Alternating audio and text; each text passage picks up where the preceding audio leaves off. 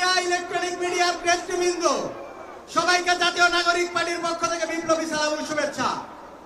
আজকে আমরা যেখানে দাঁড়িয়ে আছি, ঠিক এই জায়গায় দাঁড়িয়ে গত 2023 সালে এই মসজিদে আওয়ামী লীগের পেতারা যেভাবে জাতীয় মসজিদে তারা হামলা চালিয়েছিল, সেই কথা আমরা ভুলে যাই নাই।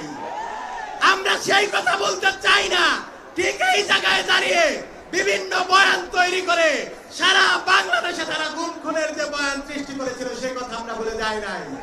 ঠিক এই জায়গায় দাঁড়িয়ে আজকে সেই আওয়ামী লীগের কথা বলতে হচ্ছে।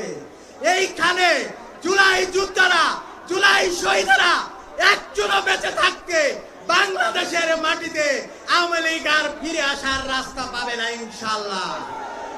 আমরা এই ছাত্র জনতাকে বলতে চাই, এই বাংলার মাটি থেকে বিভিন্ন স্বৈর শাসক পালাইছে, লক্ষণ সেন পালাইছে, ব্রিটিশরা পালাইছে, পাকিস্তানরা পালাইছে, এবং সর্বশেষ এরশাদ এবং আওয়ামী লীগও কিন্তু পালাইছে।